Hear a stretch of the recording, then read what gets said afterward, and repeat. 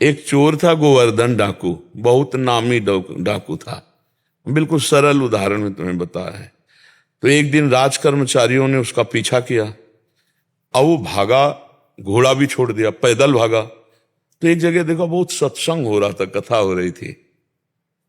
पंडित परशुराम जी महाराज कथा कर रहे थे, करमयती बाई के पिता।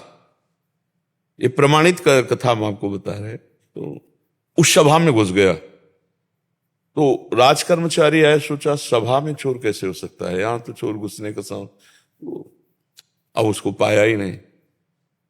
जब कथा 2-3 घंटे बाद समाप्त हुई तो कथा का प्रसंग चल रहा था। वृंदावन में श्री बांके बिहारी लाल को आज यशोदा मैया ने सोने की करधनी, सोना, वो तो चोर आदमी, करधनी सोने की। भगवान श्री कृष्ण चंद्र जी को बांके बिहारी को कह के पुकार, 8 वर्ष की अवस्था है, मैया ने सोने की लकुट दी, सोने का। अरे इतना माल एक साधारण, और गाय चराने अपने सखाओं के साथ जा रहे हैं। कथा समाप्त हुई, नजदीक पहुंचा, चाकू निकाली, पंडित परशुराम जी के गले में लगाई, पता लिखो।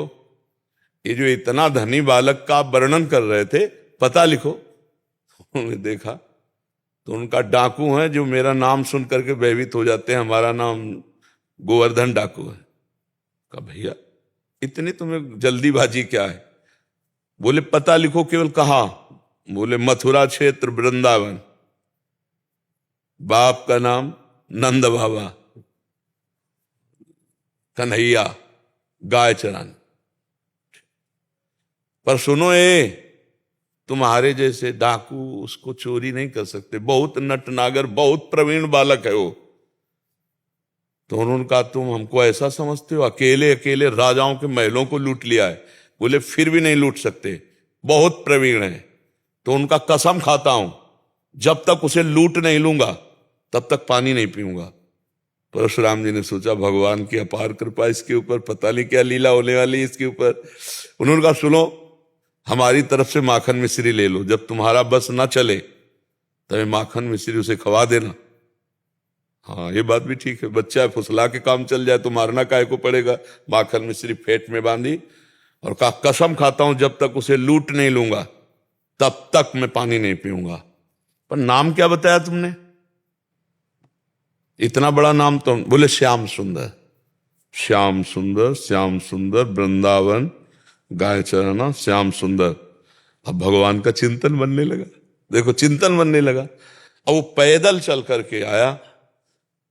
अब एकांत में जहां गाय चरते तो पूछते श्याम सुंदर की गौएं कौन है? बोले सबे हैं, ये ब्रजमंडल है, हर गौशाला भगवान के नाम की है। नहीं, बोले वो जो यशोदा मैया ने श्रृंगार करके चराने में। बोले वो तो कथा में लिखा है, प्रगट में थोड़ी अब रह गया। अरे बोले नहीं, पंडित जी झूठ नहीं बोल सकते। हम लोग चोर डाकू झूठ बोल सकते हैं, पंडित थोड़ी झूठ बोल सकते हैं। भगवान तो है ना, वो अपने भगवान को तो श्याम सुंदर है ना। अब एकांत में विकल हो गया और कहा अगर कोई ईश्वर है तो मुझे श्याम सुंदर से मिला दे, क्योंकि मैंने कसम खाया है बिना लूटे पानी नहीं पीएंगे। इतने में आवाज आई एक ग्वारिया पर, ए श्याम सुंदर तुम्हारी गाय इधर जा रही।